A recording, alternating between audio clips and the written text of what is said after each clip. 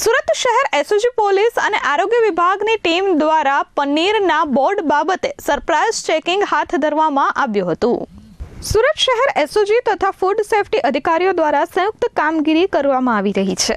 સરકાર દ્વારા એક મહત્વપૂર્ણ નિર્ણય લેવાયો છે, જેમાં ખોરાકમાં ઉપયોગ થતા પનીર અંગે પારદર્શિતા ફરજિયાત છે। હોટલ, રેસ્ટોરન્ટ અને ફૂડ આઉટલેટ્સમાં પનીર કે એનાલોગ અંગે સ્પષ્ટ બોર્ડ મૂકવાનું અનિવાર્ય કરવામાં આવ્યું છે, જેથી ગ્રાહકોને સાચી માહિતી મળે। જો કે આ નિયમ લાગુ થયા બાદ સુરત શહેરની જાણીતી ફૂડ ચેઇન્સ અને આઉટલેટ્સમાં સરપ્રાઇઝ ચેકિંગ હાથ ધરવામાં આવ્યું હતું।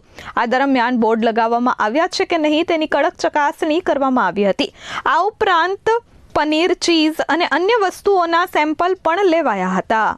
એસઓજીની પૂરી ટીમ અને ફૂડ સેફ્ટી ઓફિસર્સની મહાનગરપાલિકાની ટીમ આજે અલગ અલગ રેસ્ટોરન્ટ રીચી રીચ, લાપિનોસ પિઝા, ટાકો બેલ, બર્ગર કિંગ, KFC, મસાલા કિચન, લા કાફેટેરિયા, ફલાફલ આ બધી જગ્યાએ જઈ અને કયા પ્રકારનું પનીર વાપરે છે એનું બોર્ડ લગાવેલું છે કે કેમ તે ચકાસણી કરવામાં આવેલ અને તે લોકોને 10 તારીખ સુધીમાં આ બોર્ડ લગાવવા માટેની કડક સૂચના પણ આપવામાં આવેલ અને 10 તારીખ પછી જો બોર્ડ નહીં લગાવવામાં આવે તો એ લોકોને 10 લાખ સુધીનો જે દંડાત્મક કાર્યવાહી કરવામાં આવશે એ પ્રકારની સૂચના આજે આપવામાં આવી છે અને આ તમામ જગ્યાએ જે છે ચેકિંગ કરવામાં આવેલું છે। Bureau report S24 news, Surat.